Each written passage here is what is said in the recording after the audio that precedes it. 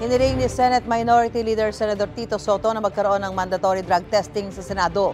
Kasunod yan ang impormasyong may nagmarihuana umano sa isa sa mga silid doon. Sa liham na ipinadala ni Soto sa opisina ni Senate President Chis Escudero, sinabi niya dapat magpatupad ng mandatory drug testing para mapanatiling drug-free ang Senado.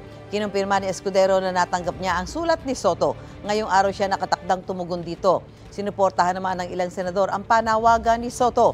Sabi ni Senador Mig Zubiri, ngayong araw ay isasailalim siya at ang kanyang staff sa drug testing. Handa rin daw si Senate Majority Leader Joel Villanueva na sumailalim sa anumang uri ng drug test. Samantala, nilinaw ng tanggapan ni Senador Robin Padilla na hindi nag-resign sa kanyang opisina ang dating aktres na si Nadia Montenegro na siyang itinuturo na nagmarihuana umano sa Senado. Ayon sa Chief of Staff ni Padilla, noong August 13 ay pinag-leave of absence nila si Montenegro habang umuusad ang kanilang investigasyon. Binigyan ng hanggang ngayong araw si Montenegro para magpaliwanag. Patuloy ring sinusubukan ng GMA Integrated News na makunan ng pahayag si Montenegro.